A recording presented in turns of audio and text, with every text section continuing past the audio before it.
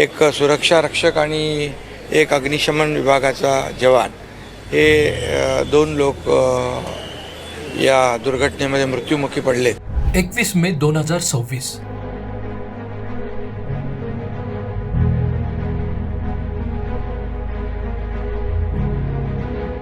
गुरुवारी पहाटे ठाण्यातील ऐतिहासिक गावदेवी भाजी मार्केटला लागलेल्या भीषण आगीने 155 कुटुंबांच्या स्वप्नाची राख रांगोळी केली. या आगीशी झुंज देताना अग्निशमन दलाचे जवान सागर शिंदे आणि सुरक्षा रक्षक काळू गाडेकर यांनी प्राणाची आहुती दिली. या घटनेची माहिती मिळताच शिंदे साहेबांनी थेट घटनास्थळ गाठलं.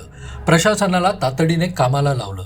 केवळ पोकळ सहानुभूती नाही तर तत्पर निर्णय हा साहेबांचा स्वभाव आहे. दोघांच्याही परिवाराला ठाणे महापालिकेने प्रत्येकी 10 लाख रुपये देण्याचा निर्णय घेतला आहे आणि जखमी जे आहेत त्यांना 1 लाख रुपये देण्याचा प्रत्येकी निर्णय घेतला आहे. आणि जे मृत्युमुखी पडलेत त्यांना त्यांच्या नातेवाईकांना अनुकंपाखाली नोकरी देण्याचा देखील निर्णय झाला आहे. कर्तव्य बजावताना जखमी झालेल्या शूर जवानांना प्रत्येकी 1 लाखाची मदत देऊन त्यांच्या उपचाराचा संपूर्ण खर्च शासनातर्फे केला जात आहे. ज्या व्यापाऱ्यांचे संसार या आगीत जळून खाक झाले त्यांच्या डोळ्यातील अश्रू पुसण्यासाठी साहेबांनी तातडीने पावले उचलली. हे जे गाळेधारक 155 आहेत त्यांचंही मोठ्या प्रमाणावर नुकसान झालेलं आहे. त्याचंही पंचनामे करून त्यांना देखील शासनाच्या वतीने मुख्यमंत्री सहायता निधीमधून आपण मदत करू. आणि अवघ्या 10 दिवसात गावदेवी मार्केट पुन्हा व्यापाऱ्यांच्या हाती सोपवण्याचे शिवधनुष्य साहेबांनी उचलले आहे.